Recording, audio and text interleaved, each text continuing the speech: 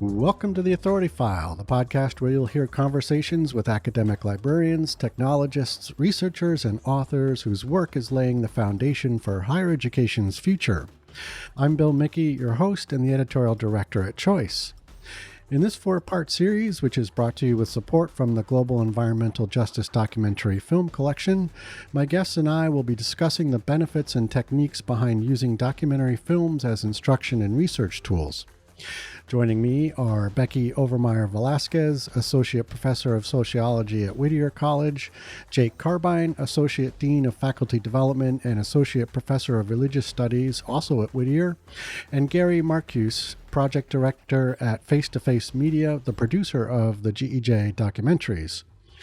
We'll be using the Global Environmental Justice Documentaries collection as a jumping-off point and centerpiece for our discussions, and earning a highly recommended rating in Choice Reviews. The GEJ Film Collection currently contains 48 documentary films and teacher's guides focus on environmental justice themes relating, for now, to Asia and North America. The collection got its start in 2019 at Whittier College when Gary, Jake, and Becky began collaborating on the initial curation of film titles and the design of the teacher's guides. Further curation and teacher guide authorship were provided by a growing list of faculty from Whittier and other institutions, and funding from the Henry Luce Foundation supported the growth and distribution of the platform. The collection is aimed at the undergraduate level, but the films are also suitable for secondary and postgraduate use. Importantly for this series, however, is the invaluable insight we get from Jake and Becky into the ways in which teaching faculty use documentary films and GEJ's custom teacher's guides as highly effective pedagogical tools. We'll learn about how faculty help curate the collection, write the guides, and how documentaries are most effectively incorporated into instruction. In this second episode of our 4-part series, we explore how films are selected for inclusion in the GEJ collection, how the teacher's guides are written and used during instruction, and the ability of the films and guides to be used in a highly cross-disciplinary nature.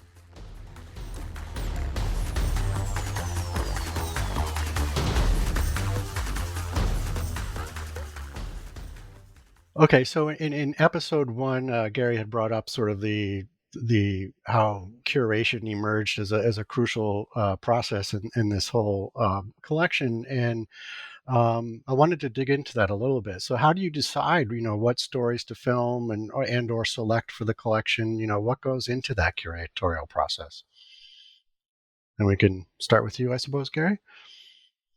Well, the curatorial process for me was kind of simple. I reviewed actually about 1,500 possible titles, selected 150 that looked like they would be pretty good, showed that list to all the teachers at Whittier and said, does this look like a good list to begin with? Mm-hmm. And if it looks like a good list, how about describing what you would undertake to do with a class and one of those films? And let's see if we can build a model for that. So I think that came back to, I remember a group of 6 of us sitting around a table in the library at Whittier College, talking about what could and should go into a guide so that we would have a kind of a consistency across it and that it would serve as well as guides had done for us before. I was also showing it to other librarians, and they were saying, it's a really interesting topic and very timely, and your ace in the hole is the teacher's guides, because those are guides that we've started to come up with look extremely attractive from a librarian's point of view for a wide variety of uses. Mm-hmm. And so I'm not making the decisions there as much as I'm listening and choosing what I'm told will be work in the classrooms. Okay, so am I correct in sort of hearing that it's part of the selection process with the films is how they lend themselves to a teaching environment, how the guides fit with that film or are able to fit with that film? So is there sort of some characteristics that the film must have to sort of jibe with the development of the guide and also be, I guess, optimized in a certain way as a teaching tool? Well, I would really pass that over to Becky and Jake, because they're the ones who are actually working with the content and know what works in the classroom. Yeah. I can make a nice presentation in the classroom, but I'm not a teacher and I don't have the learning outcomes in the back of my mind or all the experience of knowing how that works. So I just listen when it comes to that. Okay. All right. So let's get into that. So let's talk about the teacher's guides. Becky, why don't you start with that? Yeah, I mean, so Gary did give us an initial long list of films, and then we passed that along to our faculty or who would volunteer to participate. And Gary had set up a spreadsheet so that we could weigh in, everyone could weigh in and basically rank each title after taking a good look at the synopsis of each one and thinking about how we would use this film in courses that we already taught. So Hmm. it was very much right, very much about what was immediately going to be useful to us, what we could Yeah. imagine being useful to us in our classrooms, and ultimately, every faculty member chose the films that they would want to use in the classroom, and that's where the final list ended up coming from. Okay. Okay, and so beyond that, then yeah, we it was a collaborative process to determine what the actual study guide would look like. Gary had sent us ideas, models from earlier work that he had done, with in Canada and in the K through 12, or I guess high school system, K through 12 system that you mentioned earlier. And we looked at those as models and we thought about incorporating some of those elements. And so we did. And then, but we also included little bios of the instructor to give a sense of who that person was. We added, why did I choose this film? So we personalize the guides, which Okay. I think is extremely attractive because it helps other professors kind of make an immediate connection to that film. And then, of course, there's the writing in the professor's own voice about what's important about this film. How does it teach particular elements of say a class, a course, or courses that this professor teaches. And so you get a sense then right away of its usefulness for a particular discipline. But they're also interdisciplinary guides. I mean, they really are guides that we pushed everybody in the activities section. So not only a synopsis, kind of a good description of what's in the film itself, but also then, well, how do you use it? What would you suggest to others to how they might use this film effectively beyond discussion questions? I mean, discussion questions are important, but what kinds of activities would you assign Hmm. to students with this film in mind? And those activities are really nice because they broaden the disciplinary scope of the film. And I Hmm. think that's also attractive because you can get a sense from whatever discipline you are, you're teaching in, how you might add a particular activity that you hadn't thought of before. Maybe you do it already, but it adds to the perspective of the students on that topic, about that topic. Really, different kinds of activities. So once we hit on that format, we thought, okay, this works. And then it was just a matter of making sure that everyone filled in those sections, and we went ahead with that. That's what I'm Okay. doing. I don't know, Jake wants to add. Yeah, Becky and I have had a chance to talk about this in many different ways over the course of the project and after, but we really wanted the guides to sort of allow people who wanted to perhaps experiment with their teaching to help to have the guides be these tools that really allowed the films to be very teachable in the present. Like by Mhm. doing a lot of the legwork for everybody, by doing the guides, to give the tools, the background, the scope, the range of intersections of topics. One part of the guide, in addition to the activities, is a subject area that specifies all the different major kinds of subject areas that the film sort of touches on. So it might be intersections between, say, for instance, activism, Asian studies, Buddhism, Christianity, environmental studies, ethnography, political science, water management, religion. And you get a sense from that just how sort of interdisciplinary in terms of topic these uh, films are through the guides themselves, but really providing the tools, the study guide questions, the activities, the background, additional reading that really allow people to sort of pick this up and work with it.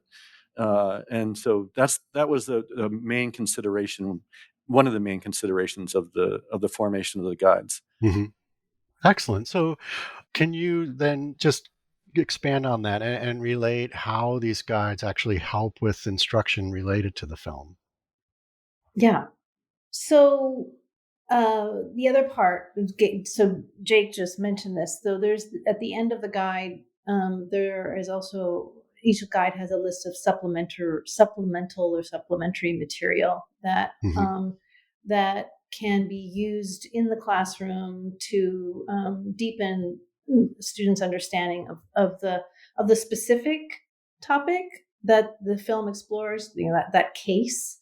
But also the general issue, the larger issue that case illustrates. And so there are different ways to teach that film. And so that gets to another point I wanted to make about using these films. And Jake and I had this conversation, which is, they're documentary films, and they're typically about specific cases, which is great because you get the full texture of people's lives and what they're living with and how they're dealing with these issues in that place and in that time. And so for understanding what it looks like to what it is to experience these issues, they're very useful in that way, for students who may never have a chance to experience those issues firsthand.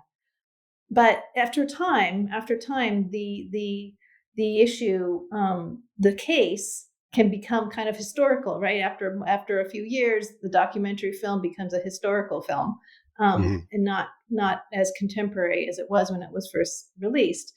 And so after time, then it's still really helpful because either you're looking at that issue in class and you're using that as a case that you want to dig deeper into, or it's illustrative of the bigger general, issue that faces the whole globe.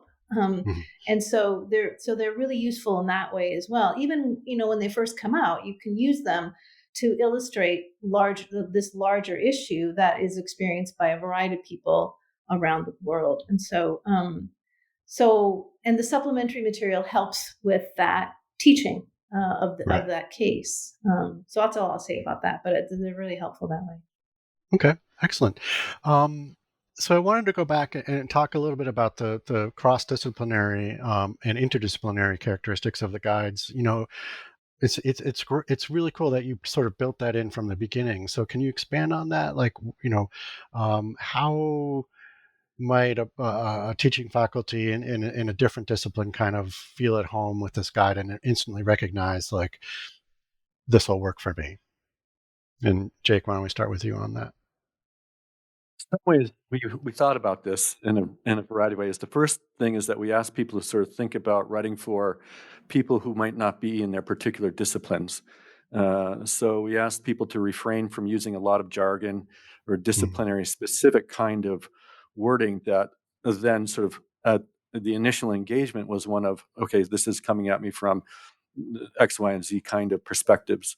The other kind of way, and this actually interfaces with the GEJ website quite nicely, is that the subject areas sort of map out the kinds of intersections that one might find in a film, so that someone in the natural sciences might actually see something very interesting and engaging from a study guide that's been written by somebody in the humanities, or vice versa.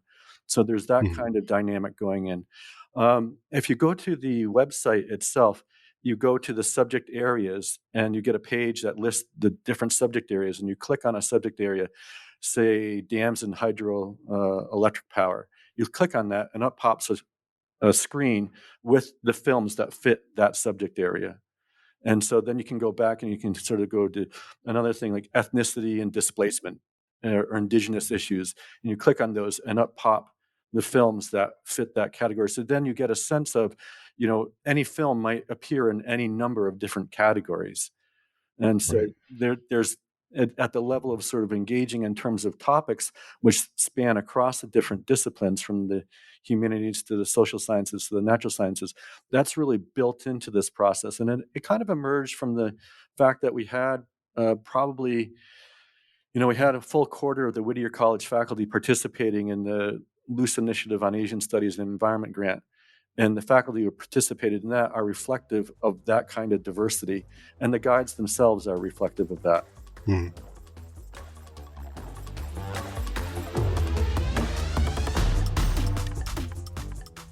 You just heard from Becky Overmeyer Velasquez, Associate Professor of Sociology at Whittier College, Jake Carbine, Associate Dean of Faculty Development and Associate Professor of Religious Studies, also at Whittier, and Gary Marcuse, Project Director at Face to Face Media, the producer of the GEJ documentaries. This episode is brought to you with support from GEJ. Join us next week as we dive into the more pedagogical aspects of using documentary films in a class setting.